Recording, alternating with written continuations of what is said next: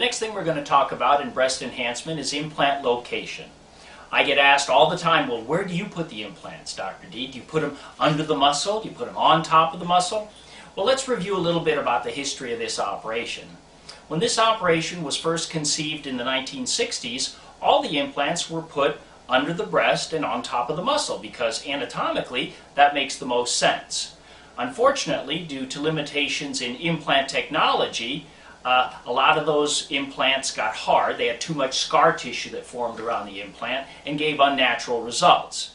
So plastic surgeons, being kind of a clever group, tried various modifications of the standard augmentation to see if that would influence the appearance of the breast or influence the happening of hardening of the breast. And so one of the innovations was, well, let's put the implant under the muscle. This was an innovation that started in the 60s, or actually started more in the 70s.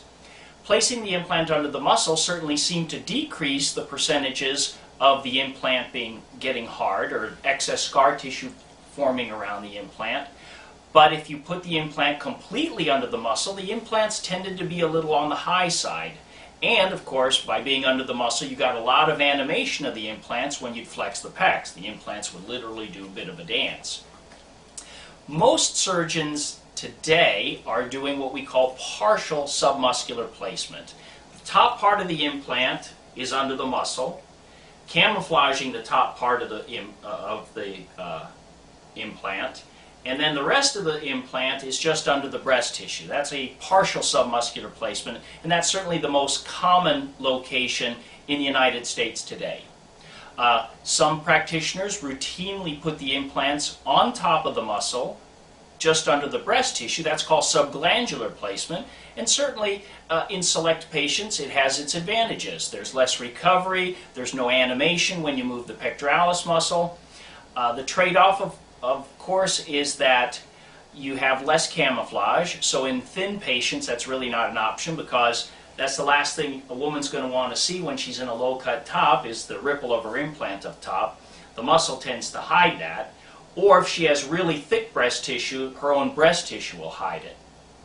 The other thing about putting the implants on top of the muscle yet under the breast tissue, subglandular, is in some cases that may accelerate breast sag, which sometimes can result in something that we call the rock in the sock. It's a very elongated breast that is not particularly attractive.